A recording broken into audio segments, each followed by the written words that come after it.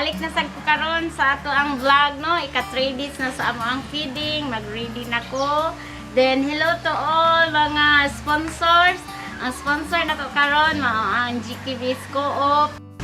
Dahang salamat sa atong sponsor karon no, ang ato ang GK Base Co-op. Sila ang nag-sponsor gipamalit sa atong mga panakot o mga vegetables na sagol sa ato ang tuna. Dayon karon di ang buntaga mga ka-Aishi dito sa site. Magtimbang mi sa mga bata kay amo ang tan-awon ang ilahang kabugaton kung mag-improve ba ang among pagpakaon nila no. So wala mga ka-Aishi nga karang murag medyo busy mi din paningkamutan po namo karon nga adlaw, sugod karon nga adlaw no nga ang social distancing makontrol gyud namo kay atong mga previous feeding namo naglisod ni og control. So kita ta mga ka-Aishi dito sa site sa GK BRP. Ato ba dere be? Pila yan timbang? 17. Siguran.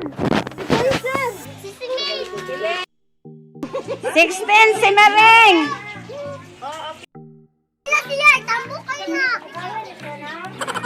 Kuhan sleeper. 24.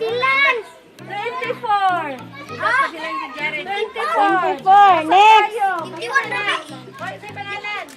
Next. Hoy! 24. Asa man ang kalungado? Wala! Asa si Lloyd? 25. 25! Of kami isa. Akin! Akin daw!